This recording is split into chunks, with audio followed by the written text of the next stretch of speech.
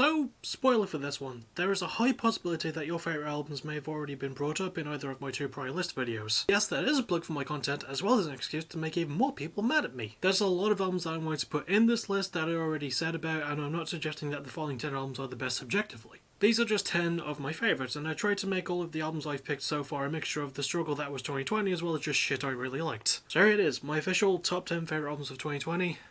Let's do this thing. Number 10, Kill Lincoln. Can't complain. If I'm being honest with myself, ska punk had a great showing in 2020. There was a lot of albums from a typically vibrant genre to shine through the darkness that plagued so much of the year. Can't Complain is the band's second album 7 years after their full debut, but it almost feels like a rebirth of sorts. I did leave a lot of happier albums of the year back in my previous lists, but if there's one I wanted to keep in the top 10, it's definitely this one. It's just such a slap in the face to 2020 with its snarky, irreverent charm and surprising depth that I could not include it on any of my lists. Hopefully their third album, whenever that may be, will be one that introduces them to a wider audience. And no, I can't complain about that, FNAF. Number 9, Run the Jewels, RTJ4. Ooh la la, ah wee wee. Now, I listened to a lot of top-notch rap in 2020, even stuff that didn't make my honorable mentions list, but if you want my opinion on the best of the year, then accept no substitutes. LP and Killer Mike conjure up a storm on this one, both being fantastic on the mic and managing to juggle the themes of the album surprisingly well. You want to hear them say just flexing and having fun? Well, they've got that. You want to hear them talking about important political subjects and highlighting societal wrongs? They've got that. Do you want to hear them making fucking 2 Chainz sound good? They've got that. They made 2 Chainz sound good. How is that possible? I don't often include albums that most other critics put on their lists anyway, but this is some of that good. Listen to the good. It's really good. Number 8, Ingested, Where Only Gods May Tread. I cannot stress enough how much death metal I heard in 2020. I heard a lot of it, and I heard a lot of varying subgenres of it, but this band was sort of recommended to me by a Discord friend, and if I ever meet him in real life, I'm giving him the biggest hug. This is the band's 5th album, and I'm going to make it my goddamn mission in life to go over their other 4 albums at some point. Again, in a year where I heard so much of the style, I listened to this album more than any other deathcore-ish album this year, and I never got bored of it. It's an album that could genuinely inject some new life into the genre. There probably were better albums in the genre than this, especially in 2020, but there's a good chance that I already heard those and didn't like them nearly as much as I like this one. Pick this up and give your neck a really nice case of whiplash. Number 7, Boston Manor, Glue. Part of me feels like I missed the mark with these guys when it came to their debut, and even more so when I heard their second album, which I just wasn't as big on as most others seemed to be. But after hearing this, I think I finally get what Boston Manor's deal is. This has to be one of the most emotionally rich albums I've heard in 2020. It's a more experimental take on the band's chosen pop-punk genre, and it also takes a lot of risks in its approach, but holy hell do they pay off. I get that people are put off by those risks, but for me, everything about this one just really clicked. It covers things like identity, sense of self, addiction, and sexuality in a way that's not typically this well handled, especially in this genre. It's an album that does everything that it gets so right in a style where that almost never happens. And if it's always this good, I'll gladly welcome more of it. Number 6, 4 Year Strong, Brain Pain. And speaking of genres where bands try shit that usually wouldn't work, hello 4 Year Strong. These beautiful bearded boys have been on a tear pretty much since they formed, evolving from another fast-paced pop-punk group to their own beast over the years. This is their first album of original material in 5 years, and oh god do I love everything about this album. I had no clue that they were capable of topping their last one, but I've been proven wrong a lot on this list so far. So yes, the instrumental work and musicianship is a lot more technical and daring as is to be expected from the band, but it's also produced in such a way where it never really insults you if you're not paying attention. Also, the lyrics are top-notch, performances are great, and my god, just listen to this thing, you will thank me for it. Number 5, Deftones, Ohms. If I may keep up my relatively honest streak, this is only my second ever Deftones album following Gore. I want to be clear, I liked Gore.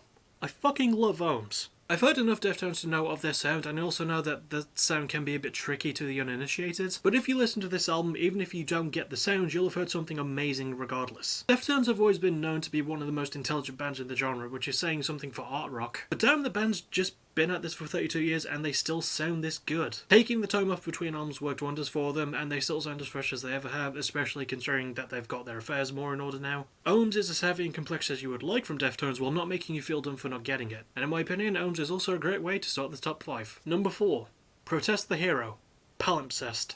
Earlier I talked about Ingested and how I'd heard a lot of death metal in 2020 and how that album was one of the few exceptions to the genre that year. Yeah, I could say the same about prog metal as a genre. I heard a lot of it in 2020 and there were some good albums, but none of them could hold a candle to the undisputed kings that are Protest the Hero. It's a genre that can drag on and feel way too long with too little going on, especially in 2020, but Protest the Hero have always been great at knowing how to kill time as well as how to kill my speakers. It may be my first full album by them, but I will remedy that, please don't murder me just yet. I mean, yeah, it's an album that has a lot going for it that all works, and considering the hell that Roddy Walker went through, the dude still tears it up on the mic. This album, fucking phenomenal, absolutely fantastic, give it a go. Number 3, The Ghost Inside. The Ghost Inside. Well, I did slightly allude to the fact that we almost may never have had palimpsest. Now I'd like to talk about a band who has Roy that I would never get back. This is the point in the list where I'll get more emotional, and few bands are as good at pulling the heartstrings quite like The Ghost Inside, especially in a genre where you're not allowed to have heartstrings. If you don't know about the band's ordeal, look it up because I'm not wasting a chunk of this video talking about that. I will say I'm so glad that they're back, and honestly, you can't have asked for a better self-titled album or a better return. This is The Ghost Inside reborn after their accident, and there's not a moment wasted as they belt their fucking heart out on this one. It's everything that I always loved about the band taking up so many notches, and I so badly want to make it number 1, but I had to draw the line somewhere, and we still have 2 more albums to go. Number 2, Tala, Matrifugy. So now we go from a band I love dearly to a very new act. Tala haven't been around long, but I knew of them before they were a thing, having watched their lead singer Justin Bonnet do some vocal covers of Linkin Park songs. Apparently dude's really good at singing his own songs too. Matrifugy is a concept album that tells a dark, gruesome story of a person driven to the point of insanity and murder. The lyrical content backs that up wonderfully, but it's also musically heavy and thematically accurate too. The grim tone of the album fits the story that's told, and there are parts of the album that actually disturbed me and almost made me sick. It may be hyperbole, but there are a few albums that capture the worst parts of 2020 than this one in the best possible way, all by telling a story that has nothing to do with the year in question. And considering the darkness going in this album, I almost let that darkness take me over and consume me. But then, I remember that it's always important to keep a brave face. And number 1, Spanish love songs, brave faces everyone. From what I understand, Spanish love songs are a band that have deserved more buzz than they get for a while. Their previous album, Schmaltz, was one of 2018's best that I'd never heard of. But with this album in mind, I may just do that. This is one of the most open-hearted, honest albums I've ever heard. It's a loose concept album that draws comparisons to The Greatest Generation by the Wonder Years for me, and considering how much I love the more raw and nitty-leaning feel of that style of punk rock, that ticks a lot of my boxes. This is a pre-pandemic album that was almost prophetic in its content, telling a cautionary story of the fact that life is difficult. It's always going to be difficult. In 2020, life was especially difficult for a lot of people. But you don't have to let it be that way. If things are fucked, they're fucked, and you may as well make the most of it while you can. It's a simple story told in a beautiful way, played out exactly how it was meant to be. It's instrumentally intricate, lyrically deep and honest, performed perfectly, and oh god, the production is just great. If there's any album that I feel like everyone needs to listen to in 2020, then it would have to be this one. If you feel any sense of fear or doubt because of how the year was, well, all I can say is that I hope you muster up the courage, gather your wits, and keep brave faces, everyone. Well, that's it. That was my favourite albums of the year, and I know there was quite a lot of them. I hope that you at least liked a lot of them, even if you didn't agree with some of the placements on the list. I will see you around the bend for the Backtracking Season 5 finale, more PBW, and some other stuff to come. Also, I will be making an attempt to put my videos in playlists. I don't know when I'll get that done, probably some point this month, so it'll depends on what happens. The next thing I'll most likely see you for will probably be Tuesday for more PBW vs ABW, so I'll see you for that, and as always, thank you for watching, you're awesome.